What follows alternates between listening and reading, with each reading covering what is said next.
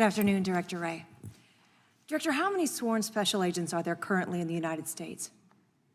You mean outside the FBI? Oh, no, in the FBI. Just in the FBI? I think we have about 14,000 or so FBI special agents. And they are spread across field offices and resident agencies in the U.S. and in some cases around the world. Is that right? Yes. All right. Now, as a former federal prosecutor and judge, I've had the opportunity to work with a number of men and women of the FBI from my home state. And one thing that I know and that we've heard in your testimony today is that you all have very broad responsibilities. Is it correct to say that the FBI, among other things, investigates counterterrorism, counterintelligence, cybercrime, public corruption, civil rights offenses, transnational organized crime, violent crime, and domestic terrorism? And then other things as well, Yes. but yes. Yes.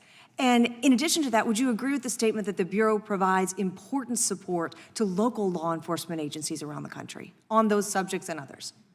I would say indispensable support, and something I hear about. I'm talking with chiefs and sheriffs probably every week in this job since I've started, and if there's one refrain I hear from them consistently is keep it coming, we need it, can you give us even more help?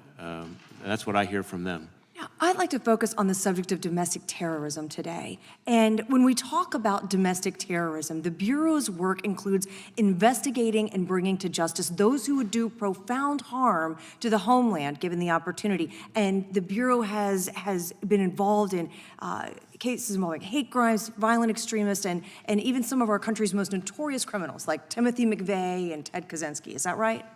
Yes.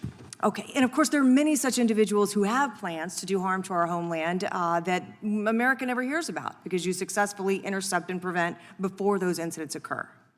Yes, in fact, one of the things that I think people would be surprised to know, because terrorism is not as much in the news as it was during the era when I was serving in the Bush administration in the 9/11 era, but we have, just since I've been director, disrupted attacks against a July 4th parade in Ohio, any number of attacks against churches and other houses of worship, an attempted attack, a plot to attack a hospital during COVID, the pier in San Francisco in sort of a peak tourism moment, a crowded beach during Memorial Holiday, and these are not all domestic terrorism. Some of them are, and that's important for people to know, some of these are jihadist-inspired terrorist attacks too, and that has not gone away, even though a lot of the public discussion has been about domestic terrorism.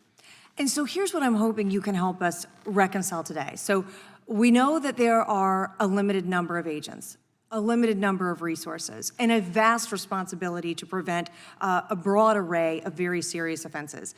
And what I'd like to do with that in mind is turn your attention to the decision within the Bureau to use investigative resources to investigate and surveil parents who attended school board meetings for the purpose of sharing their concerns about the nature of their children's education and the efficacy of the policies that were being implemented by school boards around the country. Is it correct that in 2021, the FBI created a threat tag specifically designed to identify parents attending school board meetings? Yes, but I think it's important for people to understand what a threat tag is and is not. It is not what we base investigations on. It's not an investigative tool. It's an administrative function in our system, and it doesn't change anything about how we investigate, tools we use, any of our longstanding standards for predication. But in those and you mentioned the whole circumstances, resource allocation question. it is correct, is it not, however, that agents surveilled, that agents did in fact surveil and investigate certain parents who were attending school board meetings? No, ma'am, that's actually not correct. We opened 25 assessments into reports that were tagged, but none of those involved incidents at school board meetings. And to my knowledge, the FBI has not opened investigations on any parent for exercising speech at school board meetings. Would you be concerned that to do so would be an infringement or perhaps a chilling on the First Amendment rights of parents to participate freely and openly in those meetings? Do you believe that would be an appropriate function of the Bureau? I believe that our mission is to protect the American people and uphold the Constitution. And the uphold the Constitution part is very important to me and to our people. And I will say to you the same thing I said to all 56 of our field offices as soon as I read that memo, which is the FBI is not and has never been in the business of policing or investigating speech by parents at school board meetings, and we're not about to start now. We're going to keep doing what we've been doing, and that includes when there's violence, threats of violence, we're going to work with our state and local partners, as we always have on that, and following our normal procedures and our normal investigative steps and our normal standards for predication. Thank you, Director Wray. Mr. Chairman, I yield back. Gentlelady yields